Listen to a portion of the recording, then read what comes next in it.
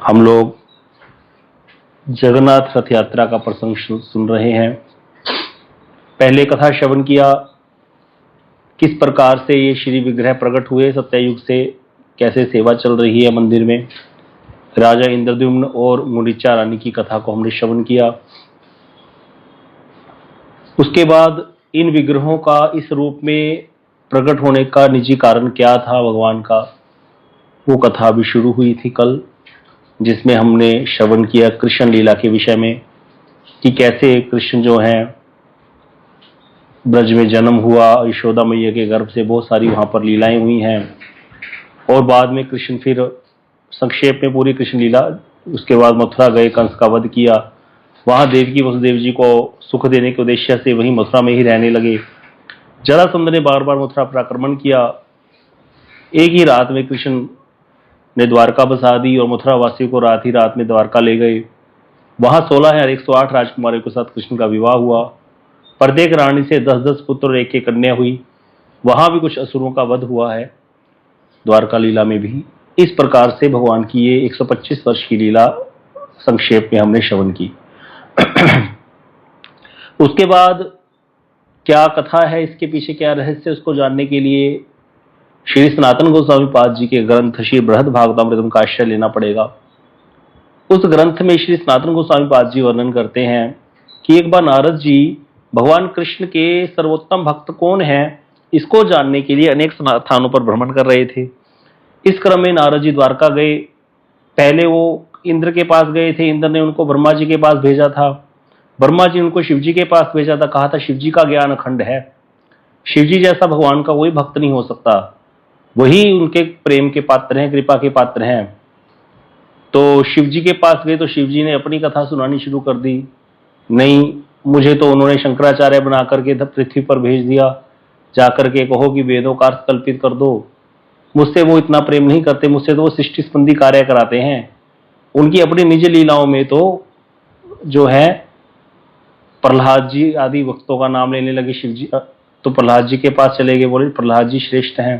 प्रहलाद जी हनुमान जी के पास भेज दिया, हनुमान जी ने कहा नहीं, पांडव ज्यादा श्रेष्ठ है, उनकी भक्ति श्रेष्ठ है।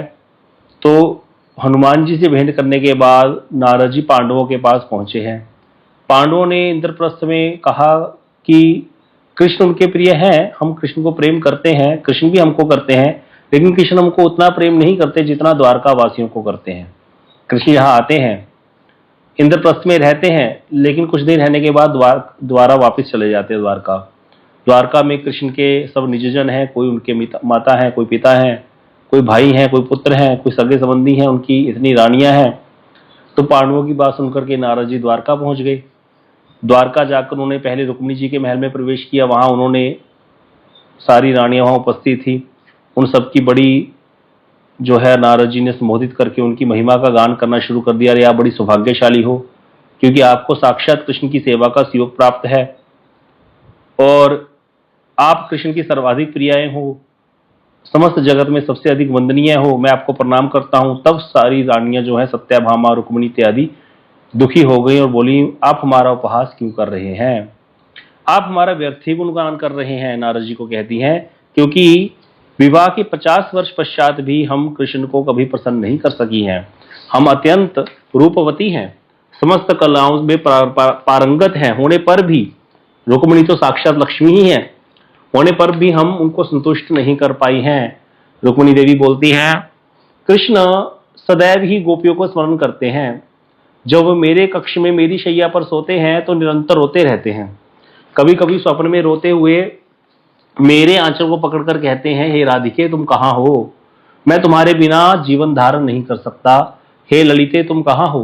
कभी कभी तो कर्ण स्वर से रोदन कर यशोदा मैया को स्मरण करके कहते हैं मैया तुम कहाँ हो, मुझे भूख लगी है, मुझे माखन मिश्री दो ना।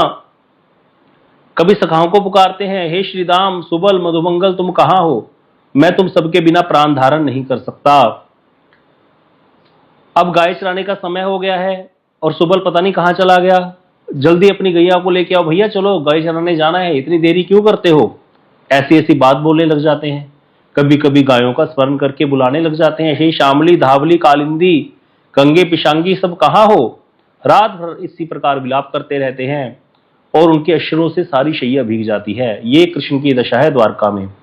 यह एक दिन की बात नहीं है, प्रतिदिन ऐसा ही होता है। हम सब कौन हैं, साथ में बैठी होती हैं, हम कहाँ हैं, यह बात उनके बत पर ही नहीं आती। हम तो केवल नाम मात्र के लिए उनकी पटरानियां हैं, उनका हृदय तो सदा ब्रज में ही रहता है। अतः हम अत्यंत दुखी रहती हैं, क्योंकि हम कभी भी उनकी प्रिय नहीं बन सकी। यदि हम उनकी प्रिय होती तो गोपियों की भांति कभी वो भी हमारा भी नाम लेते, रुक्मणी, सत्यभामी इत्यादि नाम लेकर के हमको भी पुकारते, परंतु वे कभी हमें इस प्रकार स्मरण नहीं करते हैं। सत्यभामा बोलती है, सखी तुम सत्य कहती हो। कल रात्रि में उन्होंने रोते हुए मेरी साड़ी पकड़कर कहा, हे राधे हे राधे, और कहते कहते मूर्छित हो गए। मैं उन्हें सांत्वना देने का कोई उपाय भी नहीं सोच सकी, और हम सब उनकी विवाहिता पत्नियां हैं। लेकिन इसका क्या रहस्य है कि अत्यंत रूपवती और सारी कलाओं में निपुण होने पर भी हम उनको प्रसन्न नहीं कर पाती। मैं जानना चाहती हूँ कि हम उनको कैसे संतुष्ट करें। अरे ब्रज गोपियां जिनकी याद करते हैं वो तो गोबर थापने वाली, कंडे थापने वाली साधारण गवालिनी है, उनको क्या पता। हम तो रानियां हैं, हमारी शिक्षा राजकुल में हुई है, हम सब कुछ जानती हैं।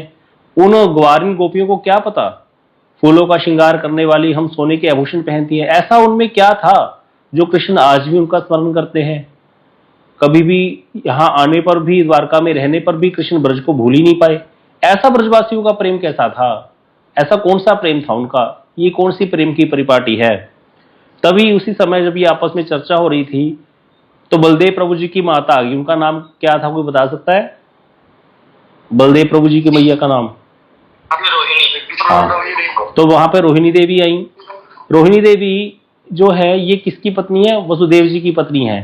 लेकिन ये ब्रज में रही है, नंद के गोकुल में। कब रही है? जब कृष्ण का जन्म हुआ था तब से पहले ही ये नंद गोकुल में रहती थी। क्यों रहती थी? क्योंकि वसुदेव जी कंस के भय से रोहिणी जी जब गर्भवती हुई ना तो उनको पहले ही छोड़ गए थे। यहाँ पर ये जो रोहिणी थी इनका आना जाना था, ये जा सकती थी कंस के कारागार में अपने पति को मिलने, वसुदेव जी को मिलने जाती थी। लेकिन जब वसुदेव जी को पता चला ये गर्भवती हो गई है तो उन्होंने अपने मित्र नंद के यहाँ पर इनको रख दिया था, रोहिणी जी को। तो इसीलिए रोहिणी जी जो है कृष्ण जन्म के समय भी वहां थी जब नंदोत्सव हुआ है, और उन्होंने सारी लीलाओं का दर्शन किया था कृष्ण की। तो इसीलिए बलदेव जी के जन्म से पहले ही कंस के भय से ब्रज में रहती थी। कंस के वध के समय तक वो ब्रज में ही रही थी। जब कृष्ण ने कंस का वध कर दिया उसके बाद जो रोहिणी मैया है वो चली गई थी साथ कृष्ण के मथुरा में, उसके बाद में द्वारका भी चली गई थी। तो यशोदा मैया के साथ कृष्ण और बलदेव जी का उन्होंने लालन पालन किया था। कृष्ण के प्रति ब्रजवासियों के प्रेम का साक्षात दर्शन अनुभव किया था उन्होंने, कैसा प्रेम ब्रजवासी कृष्ण को करते हैं। उनके वहां प्रवेश करने पर सभी रानी ने उठकर उन्हें प्रणाम किया। जब रोहिणी जी का प्रवेश हुआ कक्ष में और आदरपूर्वक आसन दिया, आसन पर विराजमान हो गई रानी, आकर प्रश्न करने लगी, माता हम जानती हैं कि श्री कृष्ण और बलदेव जी के बाल्यकाल से ही आप ब्रज में रही थी, आप तो गोपियों को भी भली भांति जानती हैं। गोपियां, यशोदा मैया, अन्य अन्य ब्रजवासी श्री कृष्ण से कैसा प्रेम करते थे जिसके कारण अब भी श्री कृष्ण के प्रेम के सदा सर्वदा वशीभूत रहते हैं। ऐसा कौन सा प्रेम था? यहाँ पर देखिए ये प्रभु जी दिखा रहे हैं ना, ये लीला दिखाई हुई है। तो रोहिणी मैया को प्रश्न करती हैं ये रानियां। जब रोहिणी मैया आकर के आती हैं, पहले यहाँ पर सारा दिखाया है, नारद जी आए, आकर के जो है भक्त ढूंढते हुए द्वारका की महिषियों का वर्णन करने लगे। तो ये बृहद भागवतामृतम ग्रंथ की कथा है, बड़ी सुंदर कथा है। तो रोहिणी मैया से पूछती हैं, आप तो सारी बात जानती हैं, हमको बताइए, हम ब्रज की महिमा को जानना चाहती हैं। और इधर ब्रजवासियों का कृष्ण के प्रति कैसा अनूठा प्रेम, अब यहाँ रुक जाइए प्रभु, हम जानना चाहते हैं कि ब्रजवासियों का कृष्ण के प्रति कैसा अनूठा प्रेम कैसा है कि जिसके कारण वे उसको भुला ही नहीं पाते। 50 वर्षों तक श्री कृष्ण की निरंतर सेवा करी और इतना करने पर भी हम उनको वैसा अपने प्रेम के वशीभूत नहीं कर सकी हैं। सदा ही गोपियों को राधे राधे विशाखे विशाखे ललते ललते कहकर पुकारते हैं और हमारे विषय में किसी प्रकार की पूछताछ भी नहीं करते। यह भी विचार नहीं करते द्वारका में रुक्मिणी और सत्यभामा के साथ हैं। ऐसा क्यों? ऐसा क्या था? ब्रजवासियों में क्या विशेषता है? उनके पास तो हमारे समान धन संपत्ति नहीं है, हमारे समान सोने हीरे मणियां जड़िया आभूषण उनके पास तो नहीं है। वे तो केवल फूलों के आभूषण ही पहनती हैं। कृष्ण वहां गैया चराने जाते हैं, स्वयं जाते थे, और यहाँ द्वारका में कृष्ण राजाधिराज हैं, तब भी वो रिवासियों का चिंतन क्यों करते हैं? भैया एक व्यक्ति गरीब था, गैया चराता था, बाद में राजा बन गया, वो राजा वाले दिन याद करेगा या गैया चराने वाले दिन याद करेगा? राजा वाले दिन याद करेगा। तो कह रहे भैया कृष्ण तो वहां गैया चराने जाते थे और यहाँ पर राजाधिराज हैं, सोने के मुकुट सोने की द्वारका में रहते हैं, तथापि वे सर्वदा ब्रजवासियों का चिंतन क्यों करते हैं? उन्होंने अपना हृदय गोपियों को क्यों दे रखा है? क्या वे कोई वशीकरण मंत्र जानती हैं? कोई जादू टोना कर दिया हमारे पति पर? गोपियों के प्रेम में ऐसी क्या विशेषता है जिससे कि उन्होंने श्री कृष्ण के हृदय पर एक छत्र अधिकार कर लिया है? अवश्य ही आप कुछ रहस्य गोपियों और ब्रजवासियों के प्रेम की महिमा को जानती हैं, अतएव कृपा करके कुछ बतलाइए। अब जैसे ही ब्रज की याद कराई है ये महिषियों ने रोहिणी मैया को, स्मरण आने लगा, रोहिणी जी का हृदय भर आया, रोने लग गई, बहुत मन भर गया इनका, सारी बातें याद आ गई, ब्रज की सारी लीलाएं इनके दिमाग पर आने लगी स्मृति पटल पर। तो मन थोड़ा हल्का हुआ रोने के बाद, तब कुछ धैर्य धारण करके ब्रज की लीलाओं का वर्णन करने लगी। तो जब ब्रज की लीलाओं का वर्णन करने लगी तो उस समय वहां पर सुभद्रा देवी को आज्ञा दे दी गई कि तुम द्वार पे खड़ी हो जाओ ताकि कोई भीतर अंदर प्रवेश ना कर जाए, क्योंकि भाई अंदर जब कोई चर्चा हो रही हो बढ़िया तो बीच में कोई डिस्टर्ब कर दे तो आनंद नहीं आता। जैसे कई बार बीच में किसी का ना माइक ओपन हो जाता है तो बहुत प्रसंगी भूल जाता है, कई बार आवाजें आने लग जाती है, वहां पर कोई कह रहा होता है कुछ कर दो, कुछ कर दो, ये कर दो, कर दो। तो इसी प्रकार रोहिणी मैया ने कहा भैया तुम दरवाजे पे खड़ी हो जाओ। किनको कहा? सुभद्रा देवी को। तो वो सुभद्रा दरवाजे पे तो खड़ी हो गई, लेकिन सुभद्रा देवी को तो मन कर रहा था ना मैं ब्रज की कथाएं सुनूं, क्योंकि रोहिणी देवी तो सारी ब्रज की लीलाओं का वर्णन करने लगी हैं। अभी हम श्रीमद् भागवतम की कथा कार्तिक मास से सुन रहे हैं सब लोग, ध्यान जो हम लोग कृष्ण के जन्म से कथा सुन रहे हैं। अभी 28वें अध्याय पर पहुंचे हम लोग, 28 अध्याय तक हमने कथा सुनी है। कितनी मधुर कथाएं थी, क्या क्या हमने श्रवण किया, कैसी सुंदर सुंदर लीलाएं हमने श्रवण करी हैं। श्री विश्वनाथ चक्रवर्ती पाद जी की टीका के साथ पूरा दिग्दर्शन कराया है लीलाओं का, हमको कितना आनंद आया। तो अभी हम तो भूल चुके हैं भाई, बद्ध जीव हैं, संसार में फंसे हुए हैं, परिवार पुत्र में फंसे हुए हैं, हमें तो कुछ याद नहीं रहता। अगर एक साथ हमारे अंदर भी वैसी भावना हो, कृष्ण के प्रति प्रेम हो वैसा, और बैठ करके हम सुनने बैठे एक साथ देख सुनने में मजा आएगा कि नहीं आएगा? अब आधे घंटे की कथा होती है, उसमें बीच में कुछ और हो जाता है, ऐसे करके हम सुनते थे, लेकिन फिर भी कुछ कुछ हमें भी स्मरण है, आनंद आया, ऐसी बात नहीं है। कुछ तो अधिकार है ही, जो इतने लोग बैठ करके हम कथा सुन रहे हैं, रोज 3-3 टाइम बैठ करके रोज सुबह से लेकर शाम तक कथा सुनते हैं, आसान थोड़ी है। मैं आपको अपनी बात बताता हूं, हम लोग 10 साल से मठ में थे। शाम को 4:30 बजे प्रभु जी को आकर के कई बार बुलाना पड़ता था माइक पे, बच्चों को आ जाओ, लेकिन यहाँ कुछ लोग ऐसे हैं कि 4:20 पे ही ज्वाइन कर लेते हैं, तो बहुत सुकृतिवान है। आसान नहीं है भक्ति करना भैया, मन हमारा विषयों में रमा हुआ है, और उस विषयों से निकाल करके मन को भक्ति के लिए, इसीलिए आज जब हम गा रहे थे वो कीर्तन शाम को, तुआ भक्ति अनुकूल जे जे कार्य है, उसमें आया था ना, सुनी व तुम्हार सेवा करी व यतन, तुम्हारी कथा मैं यत्न पूर्वक सुनूंगा प्रभु। यत्न क्या, यत्न तो उस चीज में करना पड़ता है जहां पर बुद्धि नहीं होती, अपने आप स्वाभाविकता नहीं होती, तो हम यत्न पूर्वक सुनते हैं। वहां पर वो स्वयं कह रहे भक्ति ठाकुर जी, प्रभु जी मैं अपनी इंद्रियों को आपकी सेवा में लगाऊंगा यत्न पूर्वक, बुद्धि पूर्वक, कि मुझे करना है इसको, नहीं तो ये विषयों में लग जाएंगी और फिर ये मुझे संसार बंधन कराएंगी। तो इसीलिए जो लोग भी कर पा रहे हैं, कथा सुन पा रहे हैं, बहुत बड़ी बात, और जो लोग नहीं सुन पा रहे हैं उनके लिए हमारी क्या भावना होनी चाहिए? उनके लिए हमारे मन में भ्रातृत्व होना चाहिए, हमारे मन में उनके प्रति दया भावना, एक आर्द्रता होनी चाहिए। कैसे? जैसे एक व्यक्ति है, उसका भाई गलत रास्ते पे चला गया, तो वो अपने भाई की कभी निंदा करेगा? कभी निंदा नहीं करेगा, बल्कि जो दूसरे के सामने कभी बात भी करेगा तो दुखी होकर के करेगा, देखो मेरा भाई कैसा गलत आचरण कर रहा है, कैसे करके ये ठीक हो जाए, मैं तुम्हारे हाथ जोड़ता हूं, अगर वो कहीं सही रास्ते पे आ जाए तो मुझे बताओ मैं क्या करूं, ऐसे चिंता करेगा। इसी प्रकार हमारे गुरु भाई कोई कथा में नहीं आ पा रहे, कहीं अपने अनर्थों के कारण, कई प्रकार के जीव के ऊपर अनर्थ हैं, काम क्रोध लोभ मोह मद मात्सर्य तो हावी है ही, 3 प्रकार के ताप सब समय जीव को सताते हैं, आदि भौतिक, आदि दैविक और आध्यात्मिक ताप।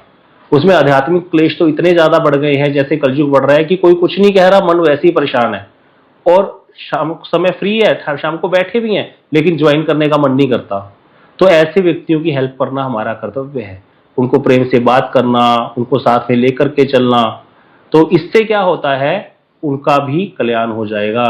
उनके अनर्थों में हमने थोड़ी हेल्प कर दी उनकी, हमारी तो बड़ी सुकृति थी, हम तो सुकृति के प्रभाव से ज्वाइन कर पा रहे हैं, भजन कर पा रहे हैं, लेकिन जो हमारा गुरु भाई, हमारा बंधु जो हमारे साथ करता था नहीं कर पा रहा, तो उसकी हेल्प करना हमारा कर्तव्य है। लेकिन क्रोध कभी नहीं करना कि क्यों नहीं करता, क्योंकि नहीं करता ये आश्चर्य नहीं है, आश्चर्य इस चीज का है कि कर पा रहा है। कोई जीव भजन कर पा रहा है, आश्चर्य इस चीज का है। कोई जीव भजन नहीं कर पा रहे, इसका कोई आश्चर्य नहीं है, क्योंकि ये भोग में संसार है, यहाँ जीव भोग करने आया है। इसीलिए ये क्रोध का विषय ही नहीं है, ये तो प्रेम का विषय है। सबको प्रेम से बुलाओ, कोशिश करो धीरे धीरे जुड़ जाए थोड़ा किसी प्रकार से। जैसे माता पिता के 3 बच्चे हैं, एक बच्चा थोड़ा कमजोर है, तो उस कमजोर बच्चे पर सबसे ज्यादा ध्यान होता है माता पिता का, और उसको बड़ा बल देते, नहीं नहीं तू कर लेगा, मुझे पता है तू कर लेगा, देखो तूने इतना कर लिया ना। ऐसे कर करके उसको खड़ा करके भगाते हैं, उसको लगाते हैं किसी प्रकार से, क्योंकि जो ठीक है उसके प्रति जरूरत ही नहीं है ध्यान देने की। तो इसी प्रकार की भावना वैष्णव की एक दूसरे के प्रति होनी चाहिए। इससे भक्ति में बहुत फायदा होता है हमको, अपनी भक्ति में, क्योंकि जितना हमारा हृदय सरल होगा उतना भजन बढ़ जाएगा।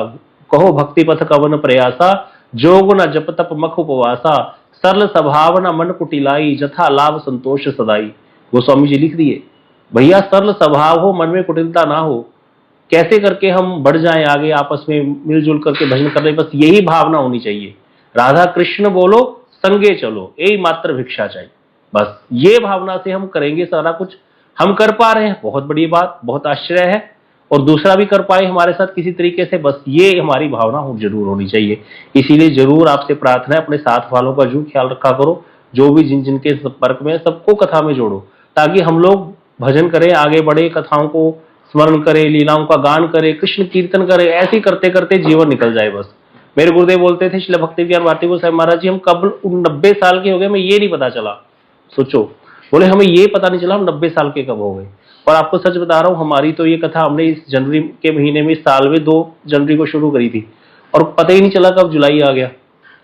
पता चला नहीं, पता चला, समय ऐसे ही कट जाता है भक्तों के साथ, पता ही नहीं चलता। सुख दुख तो आते ही रहेंगे, ये तो जीवन का एक सत्य है, ये साथ में ही रहेगा, ये कभी खत्म नहीं होने वाला।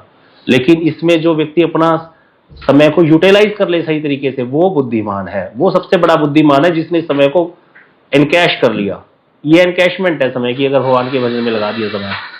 तो इस प्रकार से ब्रजवासियों की चर्चा करने लगी। अब सुभद्रा देवी भी नहीं रह सकती, वो तो कान लगा करके सुन रही हैं। उन्होंने जो गेट था बंद तो कर दिया, बाहर से किसी को अंदर नहीं जाने दूंगी, लेकिन बिल्कुल कान सटा लिए, वो जो एक खोलसा होता है ना गेट में कुंडे वाला, उसमें कान दबा दिए कि मैं भी सुनूंगी सारी कथा। तो सुभद्रा देवी भी कथा सुन रही हैं, उधर रोहिणी मैया वर्णन करती जा रही है। अब जब ब्रजवासियों की चर्चा शुरू हुई तो यहाँ पर थोड़ी सी बीच में और बात आती है कि पद्मावती, कंस की मैया वही रहती थी, क्योंकि कंस के मरने के बाद उग्रसेन की पत्नी पद्मावती भी साथ में ही आ गई थी द्वारका में। तो वो आकर के क्रोधित होकर के बोली, जब उसने देखा कि गोपियों की चर्चा चल रही है, बोली अरे गोपियों की चर्चा करना व्यर्थ है, बड़े दुष्ट है वो लोग, क्रूर है, कृपण है। कंस से रक्षा करने के लिए वसुदेव ने कृष्ण को गोकुल में नंद के घर में छोड़ दिया था, और वहां कृष्ण और बलदेव का ठीक से लालन पालन भी नहीं हुआ। यशोदा तो कृष्ण को दूसरे का बालक समझती थी, इसीलिए कृष्ण को भरपेट दूध भी नहीं पिलाती थी। भूख लगने पर बेचारा दूसरों के घर माखन चोरी करने को विवश हो जाता था। यदि चोरी करके पकड़ा जाता तो उस बालक को दंड दिया जाता था, और कठोर हृदय वाली यशोदा उसको रस्सियों से बांध देती थी, छड़ी दिखाकर उसको डराती थी, धमकाती थी। ऐसी बात करने लगी ये पद्मावती, कंस की मैया। उस समय भयभीत होकर रोते रोते कृष्ण विनती करता था, मुझे मत मारो। 5 वर्ष की आयु में जब बच्चों को गुरुकुल में भेजा जाता है, उस समय जब इनकी बच्चों की आयु 5 वर्ष की हुई कृष्ण और बलदेव की, तो उनको गैया चराने के लिए भेज दिया वन में। इन्होंने दोनों पति पत्नी ने, यशोदा और नंद ने, दोनों ने वहां पर अपना काम करवाते थे कृष्ण से, और उनको कांटे कंकड़ों की रक्षा के लिए कभी जूते चप्पल भी नहीं दिए, और ना ही धूप से वर्षा से बचने के लिए छाता ही दिया। 7 वर्ष तक भोर से संध्या तक नंद की गाय चराते रहे। इसके बदले में कुछ वस्त्र ही देते थे, थोड़ा बहुत खाने को दे देते थे।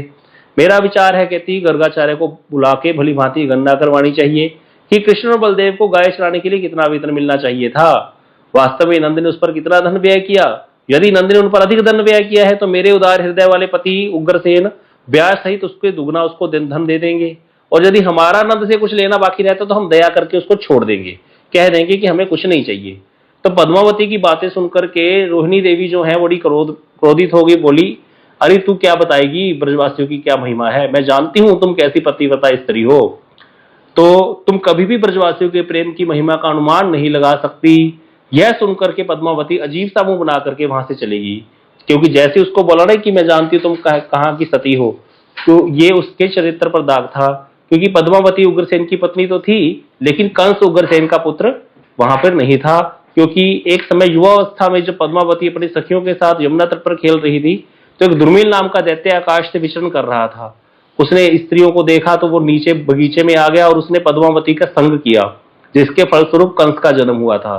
तो यशोदा जी में दोष दिखाने वाली और पद्मावती को किसी भी प्रकार वहां से भगाने के लिए रोहिणी मैया ने ऐसा कहा और इस तरह से वो वहां से भाग गई। तब रोहिणी मैया ने कहा सुभद्रा देवी को कि अब कोई पद्मावती जैसी और ना आ जाए, इसीलिए तुम यहां जाकर दीवार पे बैठ जाओ और किसी को अंदर मत आने देना। और गंभीर होकर के द्वारका की महिषियों को, रुक्मिणी, सत्यभामा आदि को रोहिणी मैया ब्रजवासियों के भावों के विषय में बताने लगी। बता रही है हे ब्रजवासियों का कृष्ण के प्रति कितना प्रगाढ़ प्रेम है कि वे कृष्ण के बिना प्राण भी धारण नहीं कर सकते हैं।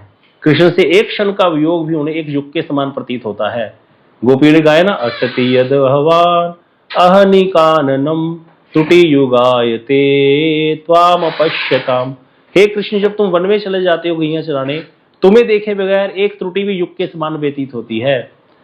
जिसने कभी किसी से झूठा मूठा प्रेम सबने किया संसार में, कभी किया है। कभी किसी को आना होता है हमारे पास, या कोई प्रेमी प्रेमिका की वेट कर रहा है रेस्टोरेंट में बैठा, या प्रेमिका प्रेमी की वेट कर रही है, तो उसको एक मिनट भी बहुत बड़ा लगता है, एक घंटे जैसा लगता है जब वेट करनी पड़ती है। ये तो संसार का प्रेम है झूठा वाला। जिनको सच्चा प्रेम है भगवान से, उनका कैसा होता होगा। तो इसीलिए गोपी कह रही है, एक पल का विरह भी हमको तुम्हारे लिए युग के समान व्यतीत होता है। और जब पलकें पड़ती हैं, कृष्ण का दर्शन हो रहा है, पलकें पड़ रही है, तो उनको वो क्या समझती हैं, पलकों के पड़ने को व्यवधान हो गया। बोली ब्रह्मा जड़ से पैदा हुआ है, कमल कमल जड़ होता है ना, ब्रह्मा जी भगवान गर्भोदशाई के नाभि कमल से पैदा हुए, कमल अर्थात जड़। बोले ब्रह्मा जड़ है, जड़ अर्थात जिसके अंदर चेतना नहीं होती, अनुभव शक्ति नहीं होती। ब्रह्मा को कुछ ज्ञान है नहीं, उसने आंखें तो बनाई, पलके क्यों बनाई? जिसने आंखें बनाकर पलके बना दी, जिसके कारण पलके गिरने के कारण कृष्ण दर्शन में व्यवधान हो रहा है, क्या ब्रह्मा को पता नहीं था? तो इसीलिए इतना प्रेम गोपियां करती हैं। ऐसा करके ब्रह्मा जी को भी जो है वो जड़ बोलने लगी गोपियां।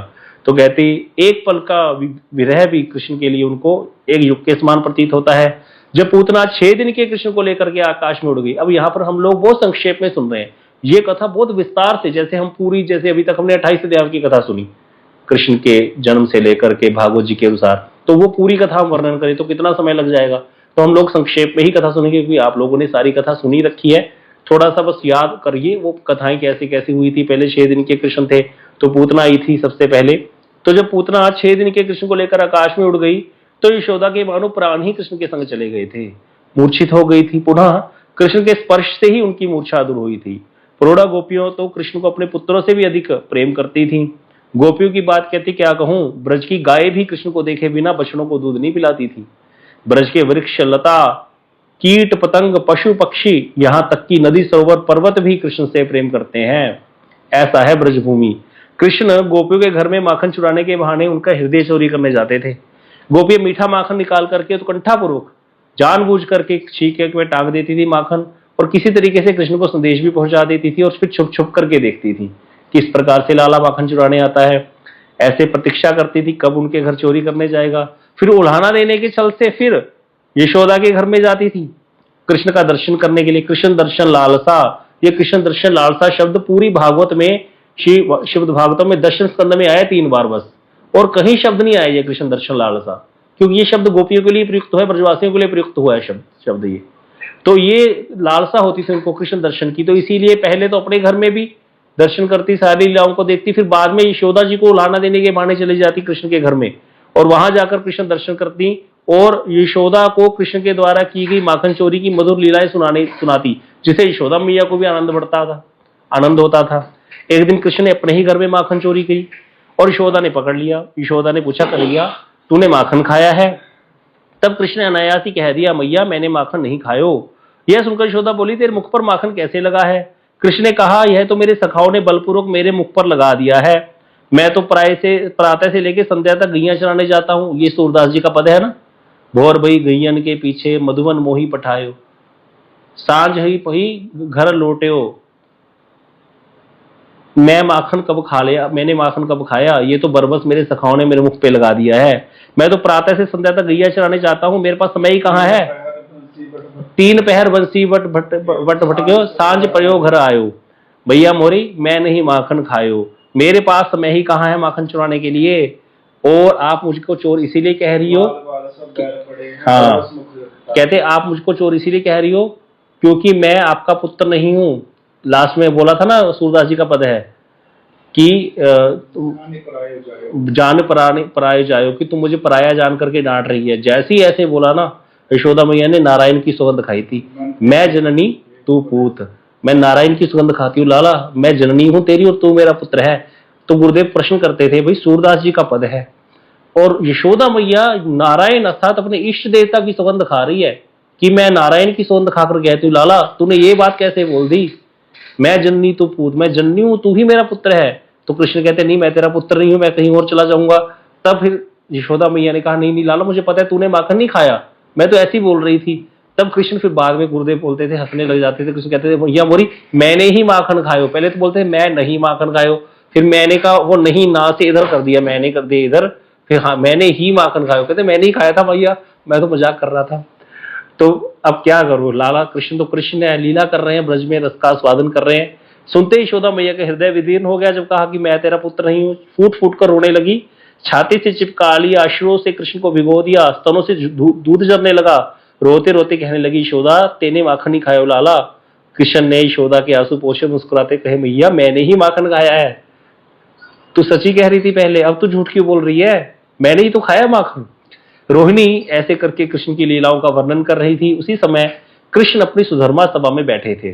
ये सुधर्मा सभा द्वारका में है, बड़ी विचित्र सभा है। 2 लोग हो तो 2 लोगों के हिसाब से बन जाती है, 1000 लोग हो तो उतनी बड़ी बन जाती है, 5000 लोग हो तो और बढ़ जाती है। ऐसी सुधर्मा सभा है, बड़ी विचित्र। उस सभा में उग्रसेन महाराज, वसुदेव जी, बलराम जी अपने मंत्रियों के साथ राज कार्य के विषय में बड़े विचार विमर्श कर रहे थे। कृष्ण तो सर्वज्ञ है। यहाँ कृष्ण द्वारका में सुधर्मा सभा में बैठ करके ये चर्चा कर रहे हैं सभी के साथ। इधर रोहिणी मैया कृष्ण की जो है उसका वर्णन कर रही है लीलाओं का। तो कृष्ण तो अंतर्यामी, ये सब जानते हैं, तो सर्वज्ञ है, अतः रोहिणी द्वारा वर्णन की जा रही लीलाओं का विषय में जान गए कृष्ण। और रुक्मिणी जी के महल में कृष्ण की जो ब्रज संबंधी लीलाओं का जो वर्णन चल रहा था, ऐसी स्थिति में कृष्ण कैसे दूर रह सकते थे। वो भी सुधर्मा सभा से निकल करके रुक्मिणी जी के महल के द्वार पर पहुंचे और बलराम जी भी मनोभावना जान गए, शीघ्र ही वो भी पीछे पीछे वहां पहुंच गए। सुभद्रा देवी पहरा दे रही थी, अंदर लीलाएं कान चल रहा है सारा। दोनों भाइयों को भीतर जाने से रोक दिया। सुभद्रा देवी ने बोली भैया भीतर जाओगे तो रंग में भंग पड़ जाएगा। अब तो ये रोहिणी मैया वर्णन कर रही है, फिर वहां क्या होगा वो कर नहीं पाएगा, इसीलिए कथा वार्ता में विघ्न पड़ेगा। श्री कृष्ण और बलदेव जी सुभद्रा के साथ कान लगा करके भीतर की कथाओं का आस्वादन करने लगे, जैसे अभी देखा था ना अपने कृष्ण और रोहिणी जी। और करते करते क्या हुआ, यहाँ पर एकदम से ये जैसे याद आ गई ना ब्रज की, हम जैसे कहीं किसी को याद करते तो आंखें फटी रह जाती है ना हमारी, तो एकदम से आंखें बढ़ गई, हाथ पैर गल गए और इस स्वरूप में आ गए तीनों, यशोदा, रोहिणी, ये सॉरी सुभद्रा, बलदेव और कृष्ण, जगन्नाथ बलदेव और सुभद्रा जी के रूप में प्रकट हो गए। इस प्रकार नारद जी यहाँ पर आए हैं। अभी तो हम और बहुत सारी लीलाओं का वर्णन सुनेंगे कल, तो ये यहाँ पर संक्षेप में आपको बताया है। कल और बहुत सुंदर सुंदर लीलाएं हुई सुनेंगे। लीलाएं सुन के फिर आएगा कि कैसे ये कृष्ण का इस तरह का रूप आया। तो ये सारी है कथा इनकी, जगन्नाथ जी की। कल हम कथा श्रवण करते, अभी समय हो गया है। वांछा कल्पतरुभ्यश्च कृपा सिंधुभ्यश्च पतितानां पावनेभ्यो वैष्णवेभ्यो नमो नमः।